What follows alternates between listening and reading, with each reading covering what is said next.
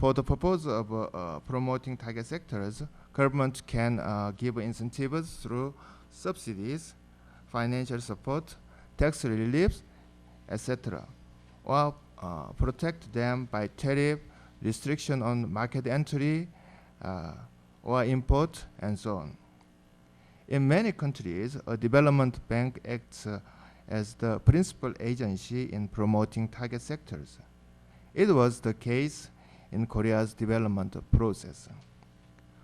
Furthermore, to bring up enterprises from infant to maturity may be an important role.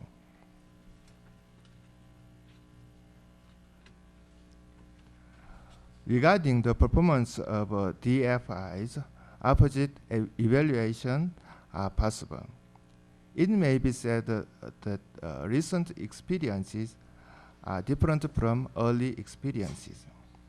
Concerned with early experiences, development banks are known to have played a crucial role in the rapid industrialization process of continental Europe and Japan. These countries succeeded in industrialization and economic development. So, based on these factors, a positive appraisal might be possible. However, there is a general perception that more recent development banks have failed to replicate the earlier cases. It is the fact that most of developing countries established DFIs, but they were not so successful in economic development.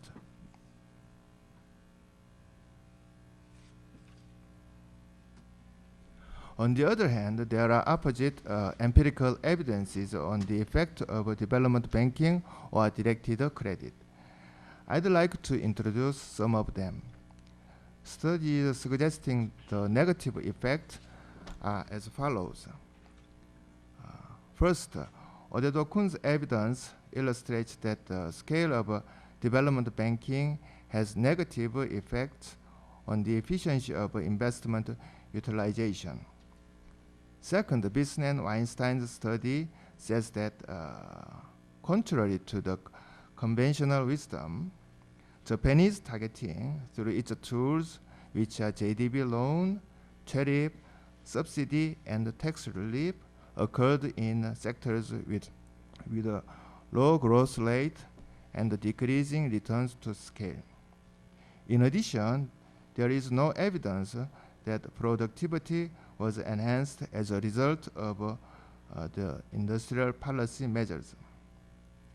Third, Demetriades et al. Examined the influence of financial sector policies on the productivity of capital in 5 Southeast Asian economies: Korea, India, the Philippines, Sri Lanka, and Thailand.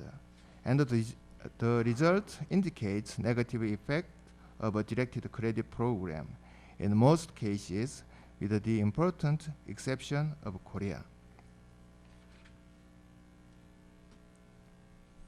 On the contrary, there are some empirical evidences implying the positive effects as follows. First is Jaley's result. Using data on 52 Korean manufacturing industries, he got the result implying that credit rationing may have contributed to output growth and export growth of the targeted industries. And the government industrial targeting through credit rationing in the 1970s had a regular positive effect on productivity. Second is what Kalomiris and Himmelberg presented. Their study on industrial directed credit policy in Japanese machine tool industry showed that growing and capital-intensive firms with a high rate of investment tended to be the most likely recipient of directed credit, and that government banks' credit had a significant and positive effect on investment. Final evidence is my empirical study in 2007.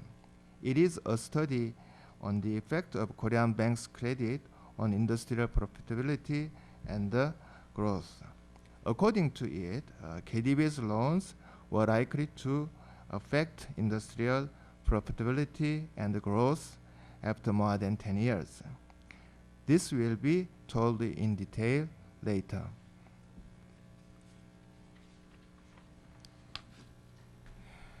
As we reviewed, there are various empirical evidences about the effect of development finance or directed credit.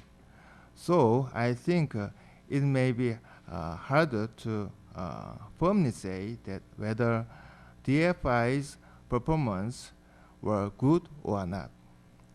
Instead, I'd rather say that trying to catch implications from successful cases and considering it in development of banking business or public finance may be useful. Korea achieved successful economic development, and KDB played an important role in the process. So I am talking about its experience. Before doing it, I'd like to tell Korea's economic development story shortly. In the 1950s, Korea was one of the poorest countries in the world, but it has accomplished a successful economic development since the 1960s, kept as the miracle on the Han River. Its GNI per capita reached about $22,000 in 2008. Also, as in the table showing industrial structure, it has developed as an industrial country whose manufacturing sector is very important in the economy. Positions of Korean economy in the world economy were graded as on this page. Its GDP ranked 15th and its export ranked 12th in the world. Also, its major manufacturing industries, including automobile, information technology, steel, shipbuilding, and so on, have grown to top tier in the world.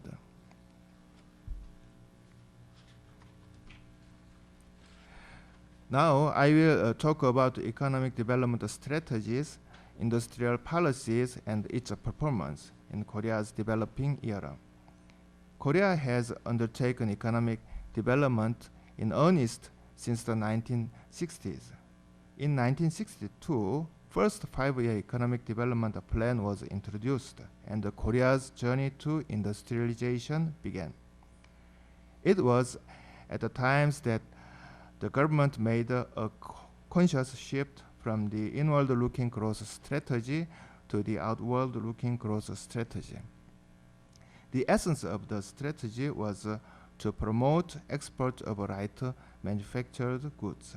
In the decade, the world economic environment could be characterized as economic boom and expansion of trade, and it was in favor of Korea's export-led industrialization. In the process of the export-led industrialization, there were various measures like financial support, tax cut, Korean currency devaluation, construction of export industrial complexes, and so on.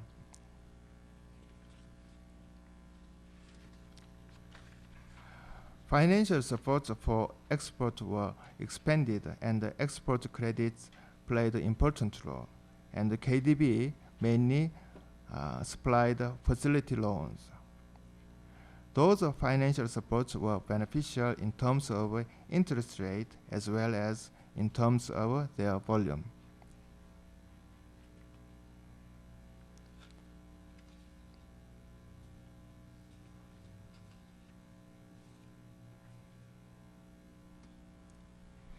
In the 1960s, during which outward-looking industrialization was pursued, Korea accomplished a high economic growth and successful industrialization, and expanded exports.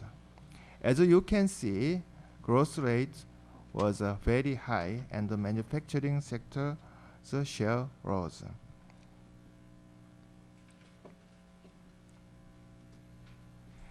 In the 1970s, Korea's economic development strategy was basically changed, and heavy and chemical industry promotion, so-called HCI drive, was propelled.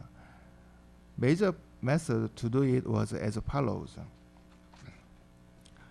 First, special laws to promote each HCI industries like machinery, shipbuilding, electronics, steel, petrochemical, non-ferrous metal industries were enacted, as on this page.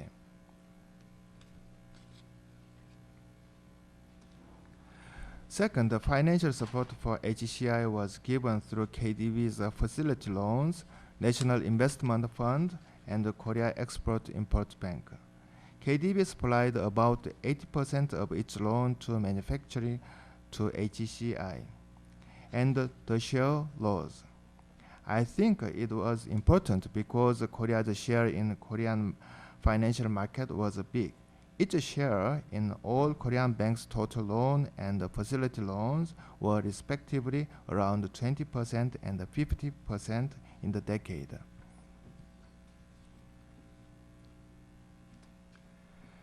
National Investment Fund Act was enacted in 1973, and the fund was provided mainly to HCI investment. Kakshin Bank was established in 1976 and supplied money for deferred payment export of ship, plant, and so on. Also, financial assistances for the import substitution of machinery and plant and the import of original technology were practiced. On the other hand, tax incentives were given to investment in HCI. And there were protective tariff and regulation to import of HCI products for acquiring domestic market.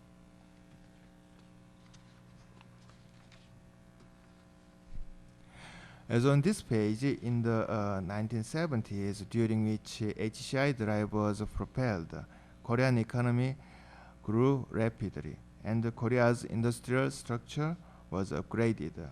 That is, HCI's share rose.